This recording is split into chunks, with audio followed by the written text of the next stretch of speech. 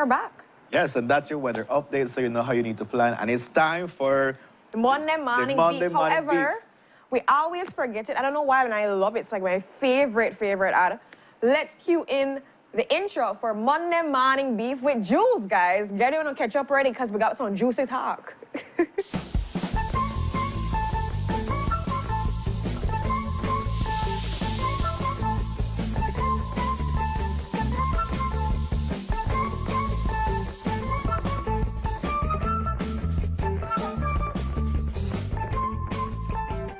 their seat are ready for like wherever you are. Grab your devices if you're at home getting ready for work. It's time to have this Monday morning beef conversation with Jules.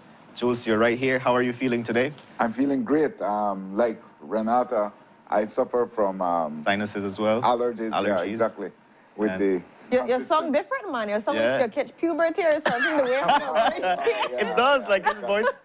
No, because I heard a voice tell me this morning, Renata, we're ready. And honest to Jules, I never know that you till I see your bald head with the shine from the side. So I was like, oh, that Jules that? So I could clearly see, you know? It's so nice to know that, my bald head always sets me apart. But your voice is very distinctive. But we're happy to have you here. Yes. You're getting through this morning. You know, if you could get some nice coffee or whatever for help with the throat, because I know... Some tea helps too. Yeah, tea. Right.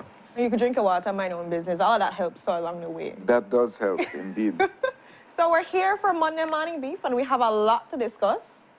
One thing that a lot of people we know from last week with the resignation, I'm not sure if the letter officially got sent in yet still? Still not sent in yet, or not to anyone I know. Okay, so letter Today's get the sent in. 31st. But today's the 31st, so it's supposed to happen today. I think they're working out his notice pay. Okay, okay. I think that's it. Sometimes it takes a while to write your signature upon the thing, you know, honest, and then the pen stop work. You ever had that? So I understand. But moving on from that overall idea, we know now that if I put that in the air, that Honorable Patrick Farber does resign, the idea of now having a new leader of the party is the big thing, that we have people throwing their hats in. People have publicly said on social media on the show that they're vying for the position. However, we do know that the caucus is supporting Honorable Shyne Barrow here. Well, indeed, you can see the Caucus for Change, or as we call them, the Caucus for Change. It put out a release this weekend, and it's an important release because both Tracy and Shyne went to meet this group. And it says that a group from within the UDP with representation from 19 constituencies has met in open session, etc. After careful deliberation has concluded with an endorsement of Shyne Barrow. Now let's analyze that. Mm-hmm. First of all, representation from 19 constituencies does not mean they represent 19 constituencies. I want to make a difference. Okay. So, for example, you may represent, you are a representation of the Creole people of Belize, but you are not the leader of the Creole Council. Yeah. Right? So, and why I say this is because in the caucus, there are a number, you have fresh dead and corpses in the UDP, right? So, you have, for Kaya West, Erwin Contreras is a representative, but Erwin Contreras wasn't there. Said Guerra was there. For Toledo West, Macario Coy represented, but he's not the caretaker. Oh, okay. So I'm just saying you have a few discrepancies, right? On that letterhead, if we can come back up to letterhead, guys, it says Kaya North. There was no representative for Kaya North there. It says that the Caucus for Change represents Kaya North. There was no representative for Kaya North here. So there are a number of discrepancies. So it's not as airtight as it would seem. Because if you say you have 20 constituencies, well, game over. We're not even... That's exactly the thing. It don't work, so. It don't work, so. So there are, and also for Corazalbi, they had Pablo Marin, who, as far as I know, is you have a corpse and a fresh dead. He's a corpse, and the fresh dead is Gilberto Campos, who ran in the last election. So I don't think he represents Corazal Bay. So I'm saying, yes, he's a representation of Corazal Bay, from Corazal Bay, a former area rep, but he's not the person in charge. Okay. However, that's quibbling over details. It's a great endorsement for Shyne, because the Caucus for Change is led by John Saldiva, and John Saldiva still holds a lot of sway in the UDP. He almost beat Patrick Faber. He came fairly close to Patrick Faber in a July election after a July convention, July 2020 convention, after his reputation had taken a total pounding. And he won a convention earlier that year. So John Saldiva's support and the support of many others there, indeed. It's a major endorsement for Shyne. Make no mistake about it. It puts him, I would say, as the front runner. But the convention is set for March 27th, I believe. And there are a lot of details that have to work out in terms of, it's 516 people who will decide. Those are the delegates of the UDP.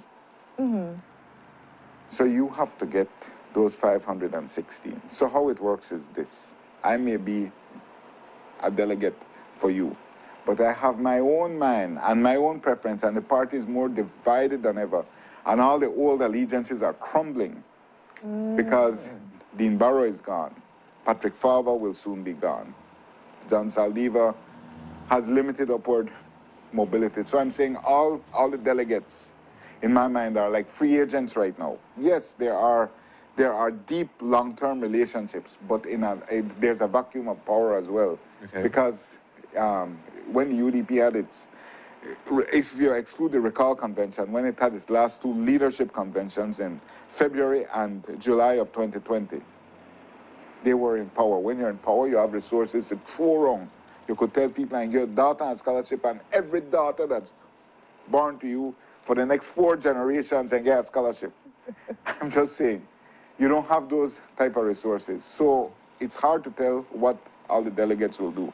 Nonetheless, it's a major endorsement for Shyne. He and Tracy made representations before this group, and they chose Shyne. You have to understand that Tracy has a long history.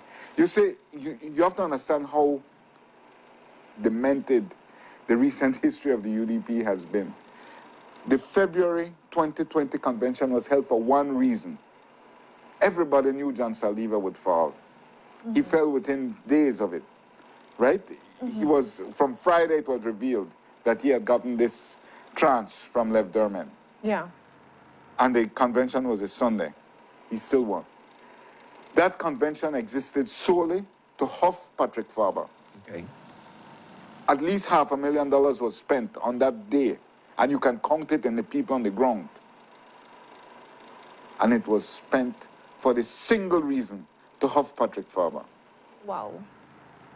Now, the plan was, once we huff Faber, Saldiva going down.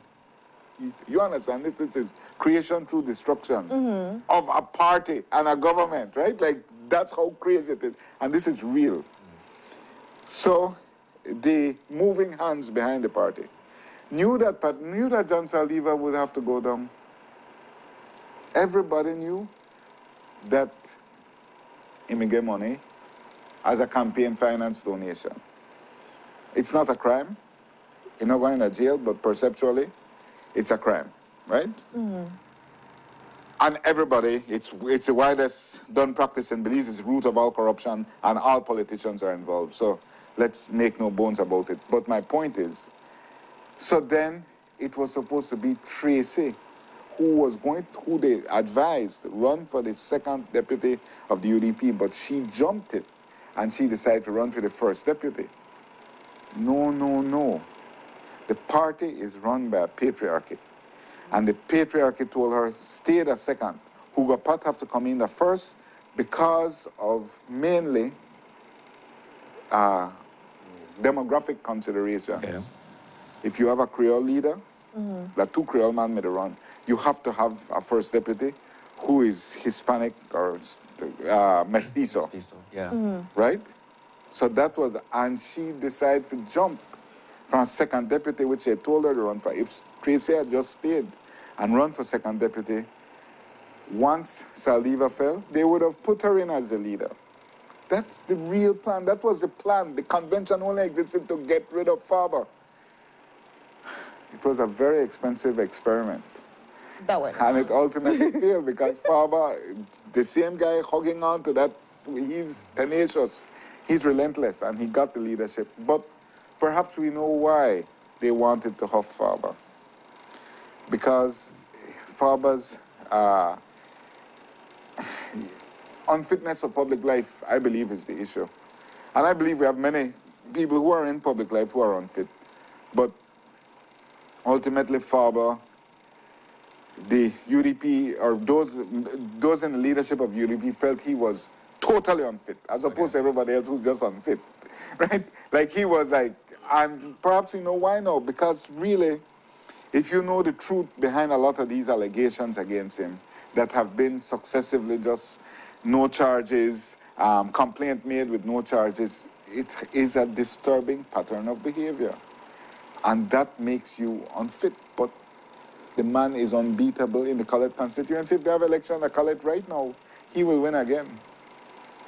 So the state of play now is that Saldiva, who jumped onto Faber's bandwagon recently, is now with Shyne. If I'm not mistaken, I believe Patrick Faber will do everything in his power, and he still has power, because it's the UDP and they're a family. In every dysfunctional family, no matter how dysfunctional you are, I got your back. Right. I love you, and I'm going to do anything for you. I believe Patrick Faber will use every shred of his being to block Shyne Barrow from becoming the leader of the UDP. So that is why when she was here, I feel that Tracy has been, I think it's inexcusable to not condemn the actions of Patrick Faber unreservedly. I felt she has been an apologist to some extent for him. She has not come out plainly and said, this is unacceptable behavior and you cannot lead if you do this. She has not said that. And that, to me, she's an apologist because she's constantly courting all the delegates who still support him. So it's a real deep polarization in the UDP, but right now, certainly this endorsement from the Caucus for Change, however I may feel about them, I think it's a big win for Shyne right now, but many days to go. Yeah. So what's going to happen? Today, we are expecting Patrick Faber's resignation. Will he resign or will he not? So you say, well, you don't make a public commitment, you have to do it. Mm-hmm. And like, you know, you lose all credibility. Well, some people say he lost all credibility when he walked off uncut. Like, you don't got nothing left, right? So I don't know if he will resign. It's too unpredictable, but I believe he will. Yeah. Mm-hmm. Tomorrow, Shyne goes in to swear in as leader of the opposition. There's a release from the UDP National Organization for Women, UDP Now. And if we can bring that up, James, UDP Now sent out a release saying that Tracy, in fact, has dibs on it because of the UDP Constitution, which says that, with the order of precedence as outlined in party's constitution, it is the Honorable Tracy Tager to be appointed as next leader of the opposition, given that she's opposition parliamentarian with the longest service in the House. And that's a quote from the Article 9(7), urgent appointment of a leader in the House. Waste of time. Absolute waste of time. Yeah. Our So we can see constitution of beliefs. This is women. This is the Women's Caucus. Yeah, waste of time. I'm just saying, that's a waste of time argument. Okay. Because there's a constitution of the country which supersedes the constitution of the party. The constitution of the country is the supreme law of the land. The constitution of the country, you know, say, well, in accordance with the UDP constitution, it doesn't say that. It says, who got 3 people back, who has the majority behind them? And he does.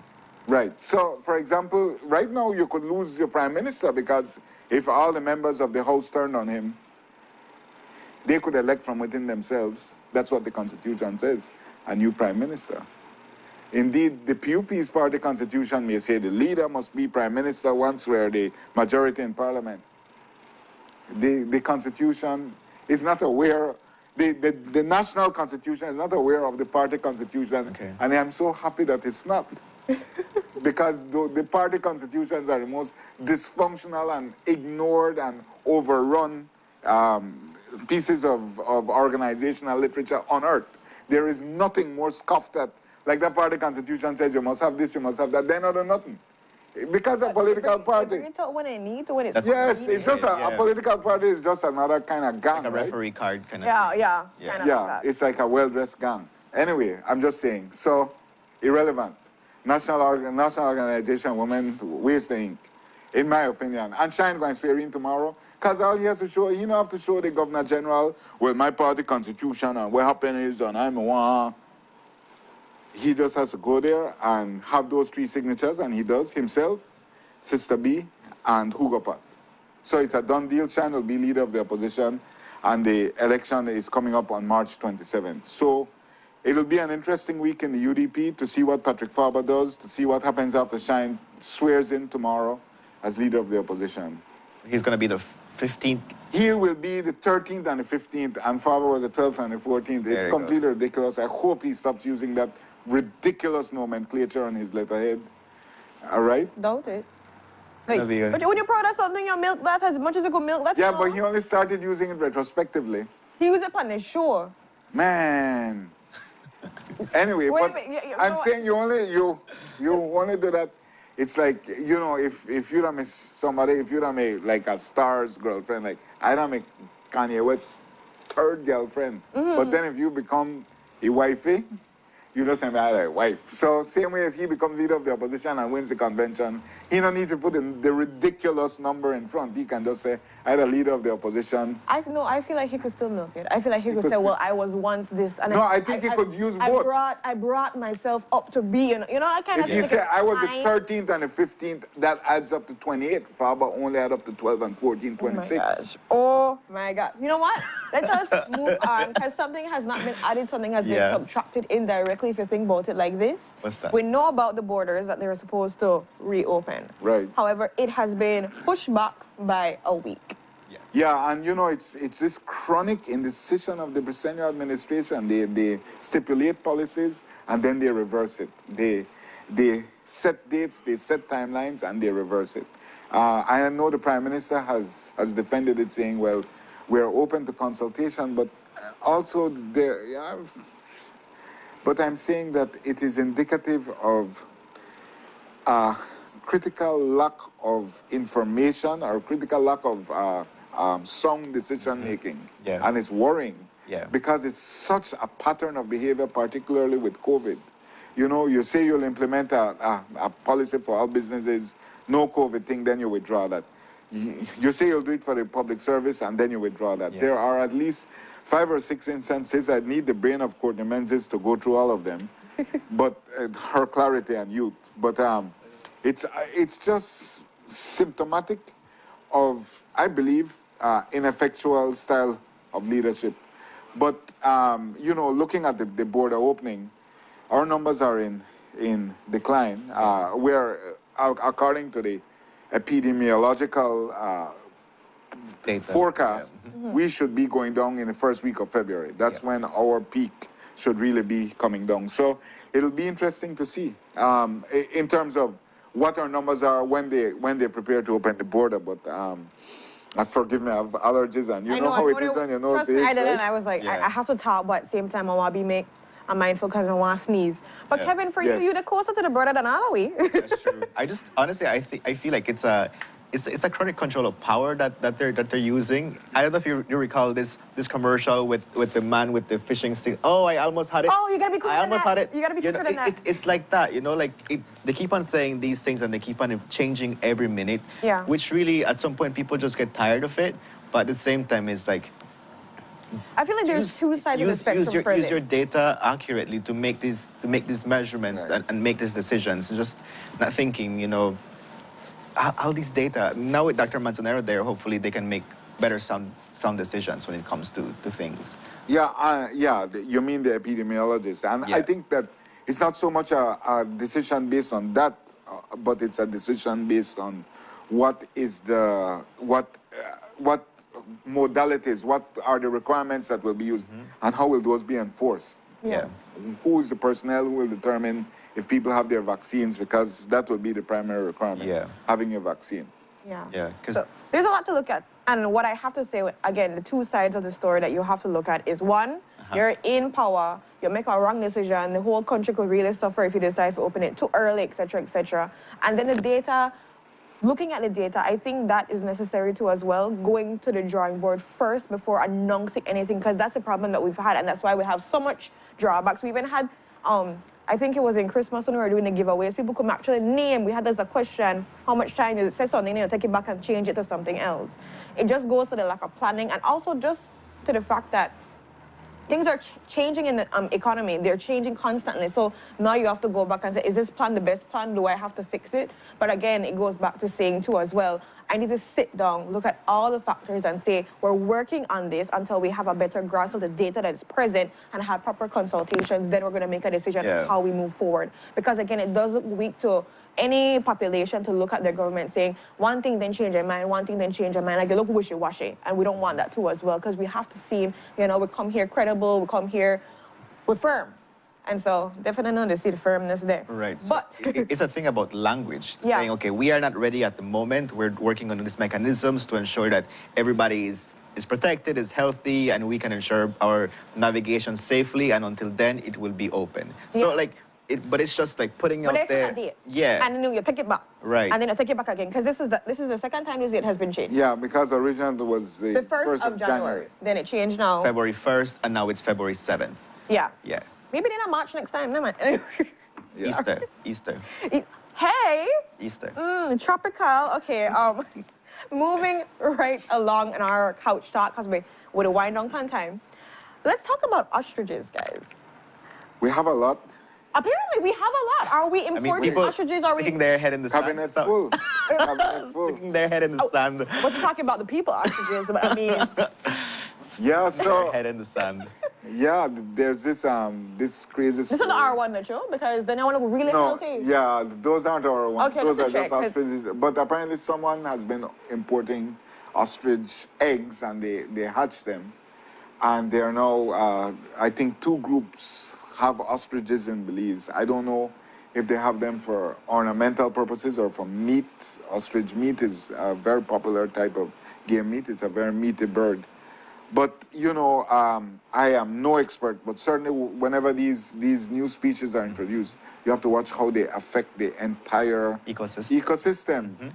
Because, there's a system of predators and food consumers built into this. So when you introduce, and ostriches are large, so they consume quite a bit. Yeah. It has to be properly thought out, but I would hope that they have the proper technicians involved at the forestry department, etc. Yeah. I would hope, or wildlife, I should say. Yeah, but what the article was saying is that they did not have the proper documentation. They don't have a license. The license to. But one of them was trying to acquire it. Remember, I believe it was because there was one person was trying to acquire the license now moving forward. But I mean, I love not love it.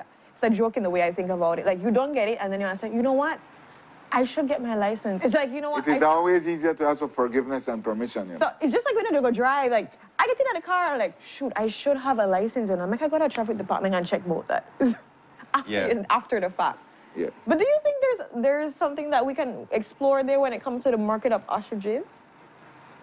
That's a good one. Do you think that we have the economy that we could actually explore that? No, we don't have the scale, my dear. Right? In terms of the demand and but I'm saying creating the scale to fill up a container with anything. That's the first question. Can you fill a container? The only thing we could fill a container with is chicken and cattle and cattle and tricks. Then politicians got a lot of tricks. But yeah, so no, my thing is, as you rightly said, how is it going to affect the ecosystem, right?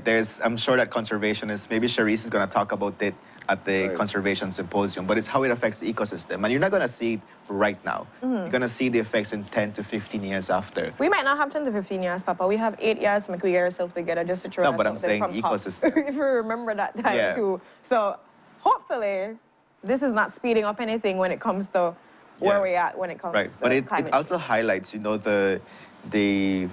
the lack of monitoring and enforcement of environmental regulations, where these things are happening and you're unaware that this is happening in your country. So I wonder how many other things have been ongoing where we are not sure about what's happening. A lot.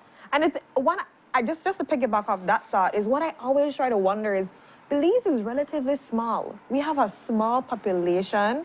There's only some places that have a large amount of people, like, Belize City, Cayenne. Like, how hard is it really to regulate, like, monitor things and try to make sure you know what's happening in your country? And then I get to go and I say, maybe it's because we have a small population, we have a lack of human resource that can be able to do the monitoring and evaluation of what's going on the ground. But at the same time, it's just, sometimes you think, because when you see these stories come out of nowhere, like, what? They happen and people are like, what?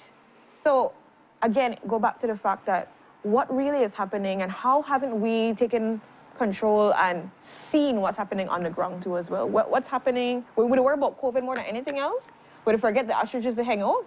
Well, would they put their head in the It's a small number, so Putting our head in the hopefully sand. it's manageable. Yeah. But talking about big numbers now, and someone actually put it in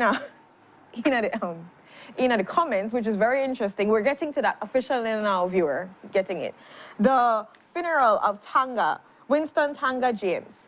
Somebody mentioned Winston Tanga James had over 10K views when it comes to his funeral. I think the funeral itself, no. I think Mary Beth had 10K. Oh, Mary Beth had 10K. The funeral had 8 point something. Yeah, well, close to run it off, because sometimes Right. you run it off if you want. But they were talking about the fact that you look at this and you look at all the other medias, when we talk about news, everything when it comes to morning shows, all these stuff, and like, they're not get any kind of views. Right. Mary Beth, they get that kind of views. Right. Tanga, they get that kind of views, his afterlife, death passing on, but they still get more views than others. So, what are your thoughts when it comes to why people are watching so much of the Tanga drama and the Mary Beth and all these things as compared to watching what's happening here in media? He's a local celebrity, if you put it that way. He has been for many conversations in the social scene. Mary Beth, also, if you look at the fact that he was a womanizer, so that also, people, men were like gravitating towards him because he was like an unsung hero for men, that to have like so much women and also like in control of them. But in general, he was just a local celebrity that people wanted to know what was going to happen. Besides, there was also like a build-up of the momentum, with the different women posting up their relationship with him. So people wanted to see if there was going to be anything happening at the funeral. Yeah, and that's the way I want to get at. The drama that people gravitate towards in this country. People love shush. People love things happening. People would have, I tell you something, if we would have had people to get big fight over here, if we, the fly out, all these kind of craziness to go on, that my baby mama, then that kind of things happening, we probably not get any kind of used to as well. Belizeans love to gravitate towards what's happening. It's hot. It's like, those, like, keeping up with the Kardashians and watching Basketball Wives and all the other stuff that, it's just the drama that you get at home that you want to gravitate towards. So you obviously will have views for those kind of things. And then, of course, we know what the unfortunate incident that happened to as well over the weekend, where they robbed Tanga's casket. Right. Yeah, his grave was looted. Yeah. Yeah, his tomb, and you can see they just put back the, because they had him in a crypt, which is over the ground. And then persons went in there and just removed all the blocks, and they robbed his grave.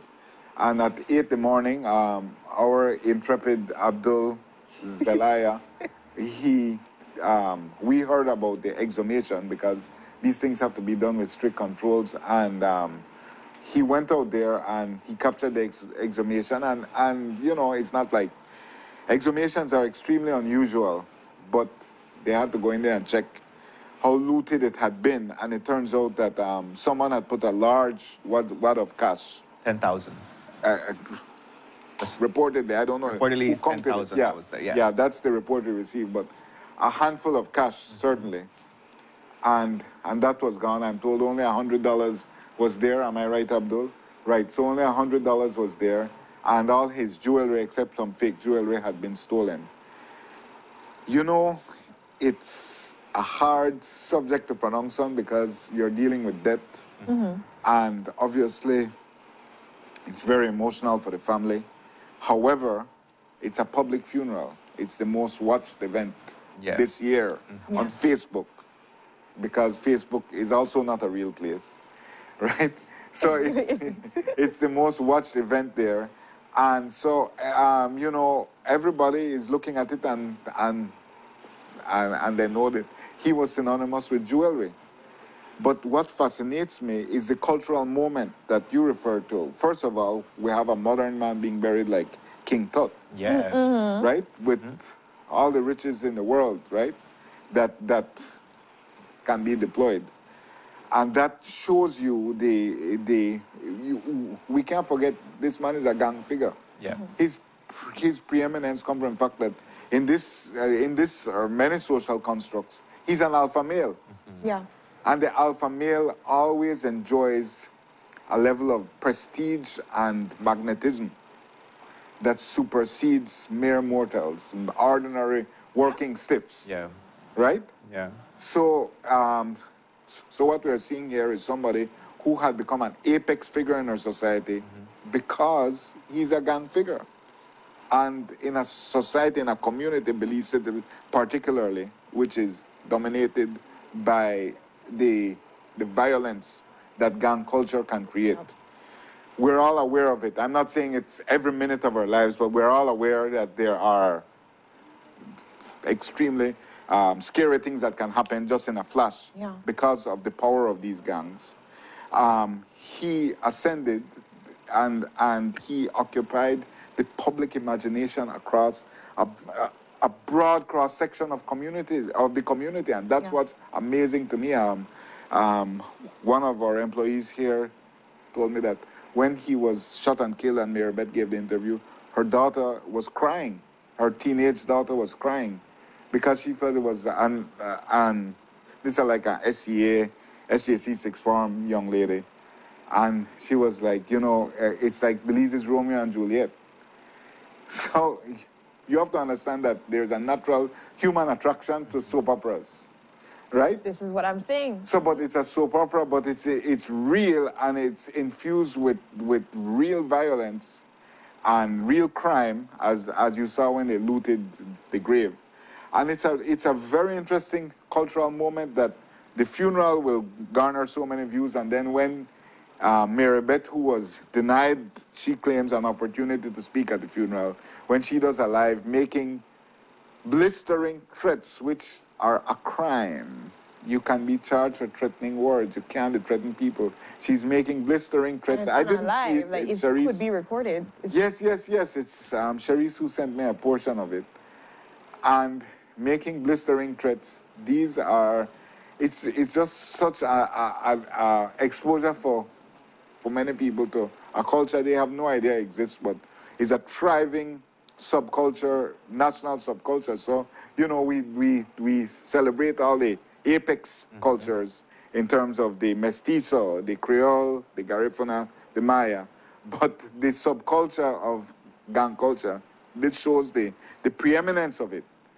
How many people look, man? I think 10,000. I mean, in Facebook metrics, that's a lot. Not even when they had the height of COVID. I know Mike Perfit and Dorian like to boast that they once got 8,000 views when it was a roasting public health crisis.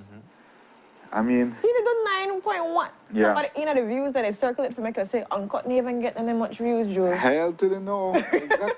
Exactly. But I like some of the viewers here are saying too as well, it's really entertainment and people just love these type of drama.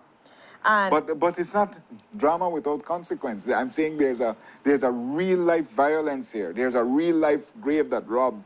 That's incredibly hurtful for people. Yes. When your dead relatives are disturbed, that's incredibly painful. You do all you can to send this person out safely, and then somebody just go in there and rob them. That's such a gross violation. So while some of us can take it for, oh well, yeah, you know, it's fun. This man had a family. Yeah. He was murdered. Okay. So many people were deprived his earnings, his existence, the pleasure of his company. Yes, you can say that he was a gang figure, but he never born in a gang. This is the entire gang culture is a creation of a capitalist system that neglects the poor. That's what gang culture exists for, and we can go into the whole issue with men, etc. We've done that before. But I'm saying it's not like, a gang, it's not, it's criminal, yes, but it exists because of a breakdown in social fabric. Yeah. So I've seen for comments. me, there's that that disturbance of the dead, really, and also how loosely we take social media, where we put things out there without consequences. And I know there's a cyber crime bill and everything, but are we really enforcing these things, or do we really know, what we're putting out there? One thing makes you a celebrity per se, but then putting out there all of these threats and stuff is. yeah. Are you really conscious about what you're doing? I don't think so. Again, people do it for the likes, people do it for the entertainment, just for the vibe, and they forget the real essence of what actually took place over this weekend, that they violated a man's funeral. They took it for cakes, took it for jokes and so forth. And it's hard. And I remember seeing a couple young people post this, and it was very eye-opening for me too as well, saying, I did not know that Tanga had so much influence on so many people, to the point where thinking if this man had actually lived a life longer, that he could actually have been a great leader for many people if he was pushing out the message of whatever it is. But just thinking of the influence that people could have. And so you're thinking, man, you look at this funeral and you take it as a show more than as a funeral, as somebody leaving this life, as somebody having their family mourn him, their loved ones mourn him. But that's what happens. That's the narrative that's told in these things. Yeah, it was a royal funeral. It was a royal funeral, the casket and everything. And I have to big up Andrew Munnings. And a lot of people were doing it too as well, because with everything that was happening for it, he was very, very professional, trying to maintain order, even with the whole casket thing and all that was happening. Andrew really was trying to just keep control, and hats off to him, because I don't know how I would have reacted if I was in that situation. And so God was definitely with that man. Andrew Munnings, former Channel 7 intern, but he's gone on to, he's like a national anchor man. So he does respect to his him craft well. for maintaining level-headedness in that moment. And you're dealing with the dead, and you're dealing with a whole a throbbing sensation of pop culture. But I know we've been speaking a lot about culture, and I just wanted to do a big up for Uncut this week, or a preview, because Your next guest now walk after, right? Because I just check. Did my last guest walk off? Did that happen here? No. You know what? I did drink my water, man. My own business. Continue. So, I think one of the interesting things that has come out of this entire flop over Patrick Farber, three things people are talking about: was Farber wrong to have done what he did? Was I wrong to have charged so hard? And domestic violence.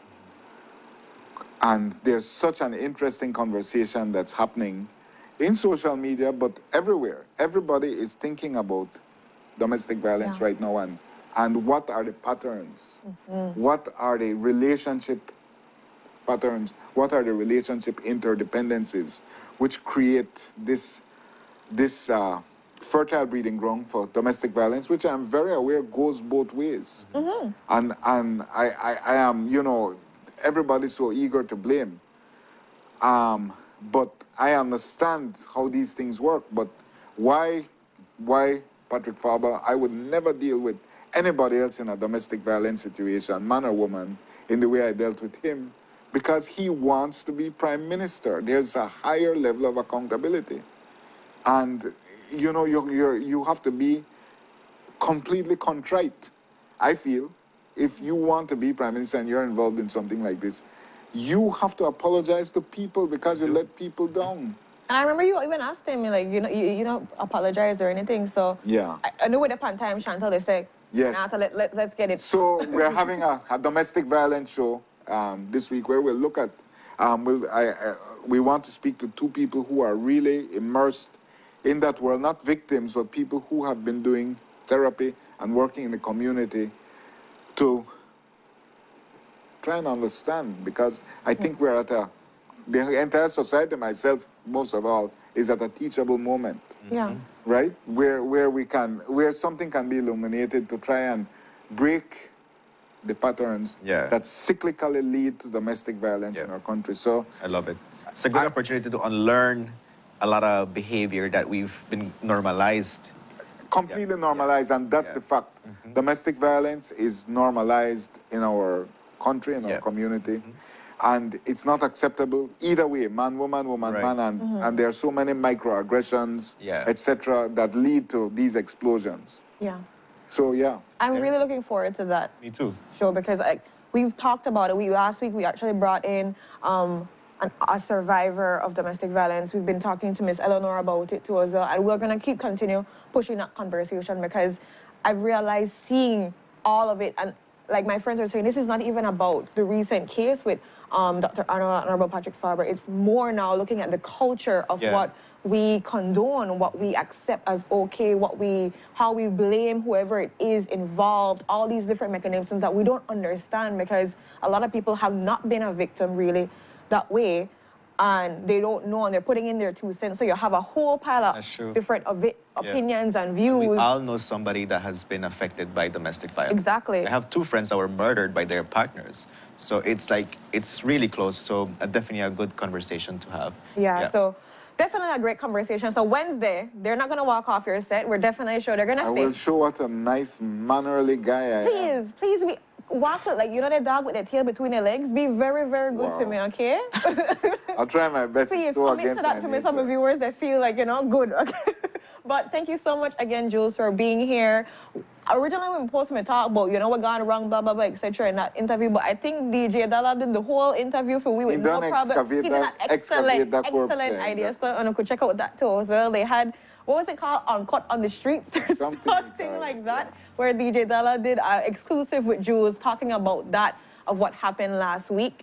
But moving on from that entire conversation, changing the game and bringing words and Creole and the culture of that into our studio, we're going to talk about accoutrements and what's going on that scene. We'll take this first commercial break, and when we're back, let's see how we could tighten and learn about the different Creole dialect, what we use all the time, and I sure don't know if we spell it. But we'll be right back.